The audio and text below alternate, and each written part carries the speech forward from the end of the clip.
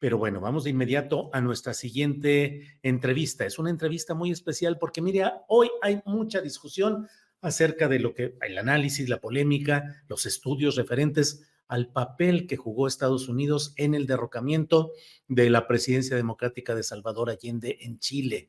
Y desde el lado mexicano tenemos siempre lo hemos tenido ese, eh, la idea, la versión generalizada del gran papel que nuestros gobiernos jugaron en defensa de la democracia, en la atención a los chilenos en su momento, pero vi un tuit, que por aquí lo vamos a poner en unos segundos, un tuit de Camilo Vicente Ovalle. Él es historiador, adscrito a la Subsecretaría de Derechos Humanos, y dijo, ahora en el contexto de los 50 años del golpe de Chile en Chile, sería bueno revisar críticamente el papel de México en el contexto de la familia autoritaria latinoamericana, más allá de la proverbial política de asilo. E hizo una serie de consideraciones que hoy le pido a Camilo Vicente Ovalle que nos haga favor de compartirlas. Camilo, buenas tardes.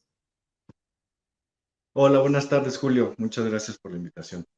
Al contrario, Camilo, leí con mucho interés los tweets y te pedí que nos ayudaras a compartirlos, tus reflexiones.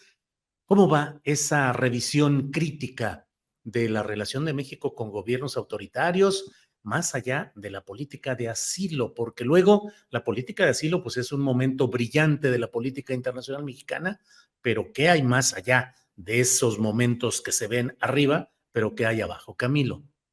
Sí, yo ahí creo que habría que comenzar, como lo dices ahorita, reconociendo el papel que jugaron personas clave en los momentos críticos de los procesos particularmente de golpes de Estado en distintas partes de América Latina, y sin duda que los funcionarios de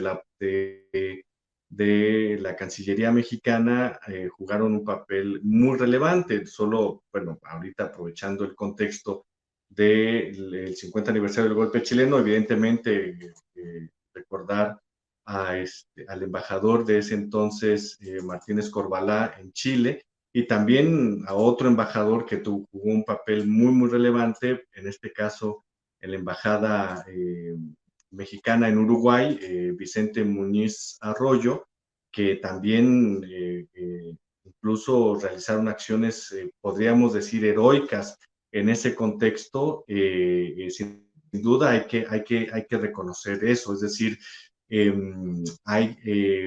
se jugó un papel relevante, ¿no? En la política exterior en ese momento, particularmente marcada por ciertos individuos, hicieron que se jugara un papel muy relevante en la protección de personas que pues estaba en peligro su vida en los contextos de los golpes de Estado.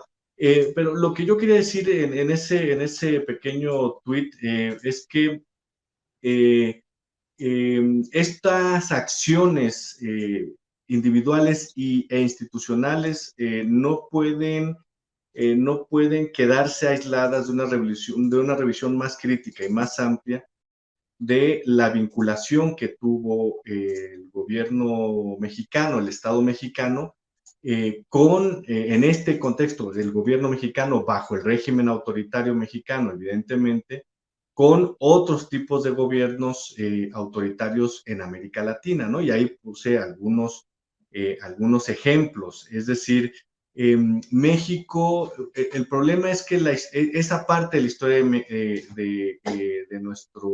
de nuestra América Latina, a México se le ha considerado casi siempre como una excepción, siempre he dicho, ni siquiera como un primo lejano de esa familia autoritaria latinoamericana, sino como un país en el que no existían estos procesos autoritarios, en el que no existían procesos de represión política, y como un país o un estado que no estaba vinculado de ninguna manera con estos procesos autoritarios y con estos gobiernos autoritarios. Y creo que la evidencia que se ha estado produciendo en una nueva historia de la Guerra Fría en América Latina, los últimos 10 años al menos, nos ha estado enseñando justamente las articulaciones, no solo con los Estados Unidos, sino entre los países, entre los gobiernos autoritarios en América Latina, las diversas articulaciones que jugaron un papel relevante en la coordinación de la represión a nivel regional, ¿no? Y ahí, bueno, ponía el ejemplo, ponía tres ejemplos, la reunión que tuvo Luis Echeverría, el expresidente Luis Echeverría, en junio de 1975 en Estados Unidos, en una visita que realizó a Nixon, y es una entrevista que es muy conocida, ¿no? Nixon acostumbraba a grabar todas sus entrevistas o conversaciones, los Nixon tapes, que están disponibles en línea por si alguien quiere consultarlos. En la página del National Security Archives están una muy buena parte de los Nixon tapes.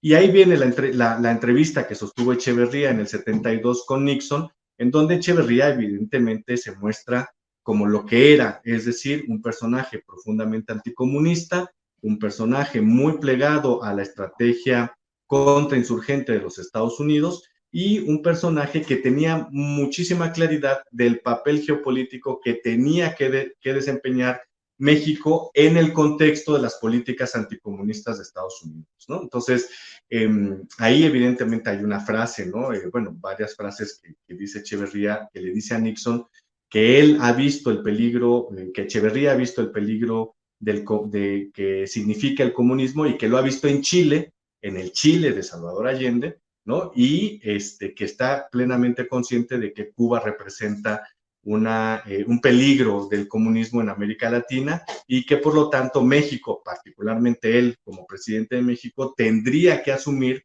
la bandera, digamos, de cierto progresismo para quitársela a Fidel Castro, ¿no? Y para también hacer un lado a la influencia del gobierno de la Unidad Popular Chilena, que ya comenzaba a tener una influencia relevante como una vía más para la transformación radical de las sociedades, en este caso una transformación por vías pacíficas. En el 70, Camilo, sí. Camilo, en esencia es lo que muchos decimos, la fachada progresista izquierdista hacia Latinoamérica y en política exterior era una fachada o era algo con lo cual se pretendía diluir, disfrazar o atenuar una realidad interna cargada de la represión, de la preponderancia de grupos de policía política, de grupos militares que cometían una serie de atrocidades adentro de México, en lo que literalmente éramos candil de la calle y oscuridad de la casa, Camilo? Yo diría sí, pero yo diría que algo más, porque justamente hasta ahora lo que habíamos, bueno, hasta muy recientemente, hasta hace unos 10 años, lo que se había considerado es que justamente el gobierno mexicano había tenido una política muy amigable con gobiernos de izquierda en América Latina, y que había tenido una política exterior que condenaba a los autoritarismos en América Latina, mientras que al interior se desplegaba una política represiva bastante dura. Pero ahora sabemos algo más, que incluso hacia el exterior, los gobiernos mexicanos, tanto de Gustavo Díaz Ordaz, Luis Echeverría, y López Portillo, tuvieron relaciones con los dictadores y con los gobiernos autoritarios, no solo relaciones diplomáticas en su generalidad, sino relaciones en el intercambio de información de disidentes políticos, e incluso en la captura de disidentes políticos aquí en México, y luego su entrega a los gobiernos autoritarios. El caso guatemalteco es clave en ese sentido, ¿no? Desde principios de los años 70 hubo un seguimiento puntual por parte de la Dirección Federal de Seguridad y por parte del Ejército Mexicano a los disidentes guatemaltecos que se estaban organizando aquí en México. Muchos de ellos fueron capturados aquí en México y después entregados a las Fuerzas Armadas guatemaltecas, que en ese momento estaban llevando a cabo pues una guerra contrainsurgente en Guatemala, ¿no? En otro de los tweets hacía yo referencia del restablecimiento de relaciones con la dictadura argentina en 1979, y donde viaja una delegación del ejército mexicano que es recibida por el dictador Videla en el 79, y se establecen vínculos institucionales entre los ejércitos. Estamos hablando ahí del ejército de la dictadura argentina, no estamos hablando del proceso de transición que ocurriría un par de años después, ¿no? Entonces, yo creo que ahora es un buen momento, es muy propicio este 50 aniversario del golpe de Estado en Chile para hacer una reflexión crítica del papel que jugó México geopolíticamente hablando en este contexto de autoritarismos en América Latina, ¿no? Entonces, hay una historia ahí por construir, hay evidencias que se están recuperando recientemente que nos indican, bueno, que México también tuvo un papel clave en el despliegue de la contrainsurgencia a nivel Latinoamérica. Bien, Camilo, gracias. Y dentro de todo este contexto, ¿qué sucede cuando México abre sus puertas a tantos exiliados, refugiados de diversas partes, de Chile, de Argentina, de Paraguay? Es decir, México como el lugar santuario para refugiados y perseguidos políticos, pero pues en el mismo esquema, Camilo, de contradicciones internas respecto a lo que haces para recibir luchadores sociales perseguidos por gobiernos represivos y lo que haces al interior en este propio Estado mexicano, Camilo. Así es, ahí es un tema muy interesante. Efectivamente, el asilo mexicano o el asilo que brinda el gobierno mexicano significó, sin duda alguna, salvar la vida para miles de perseguidos políticos de toda América Latina en esos años, entre los años 60 y los años 80 del siglo XX, ¿no?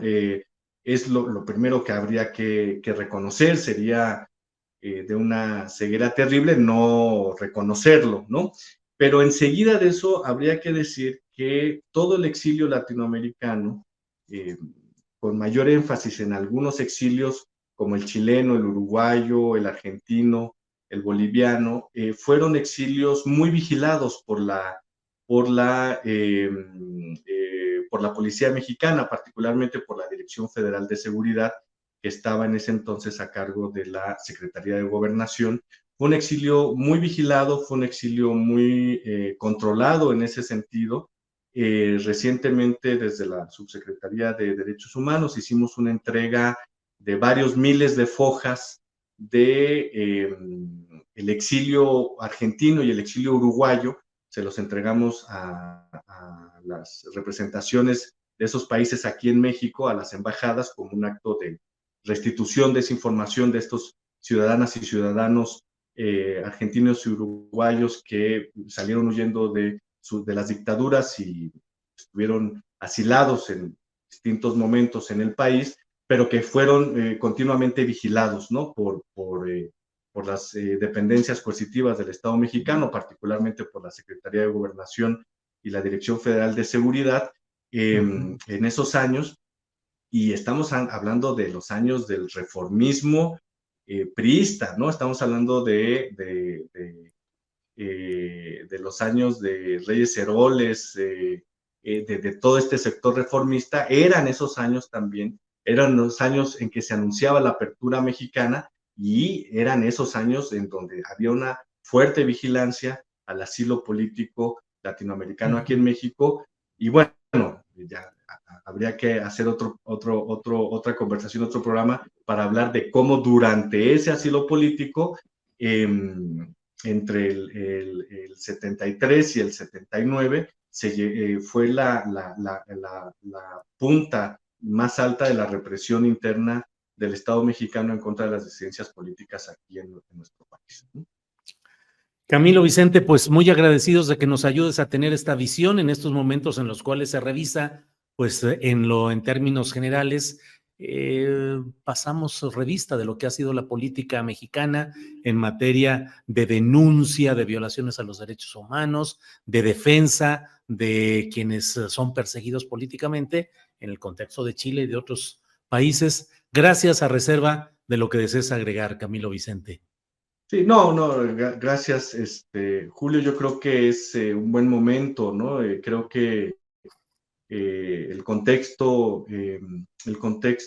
que tenemos actualmente en México, el contexto que existe en Chile, en Argentina, en Brasil, ¿no? Con gobiernos que por lo menos se muestran más dispuestos a revisar estos temas, yo creo que hay que aprovecharlo.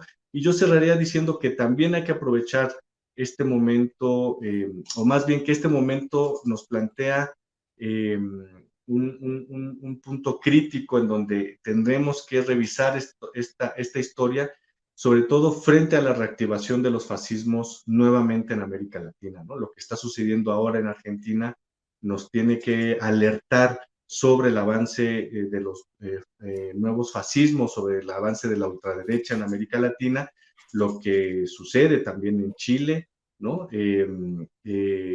Con la derecha y la ultraderecha que ganan nuevamente las elecciones para la constituyente en Chile. Yo creería que es un buen momento para traer a cuenta de la memoria pública este tipo de, o estos procesos históricos, ¿no? Y no solamente continuar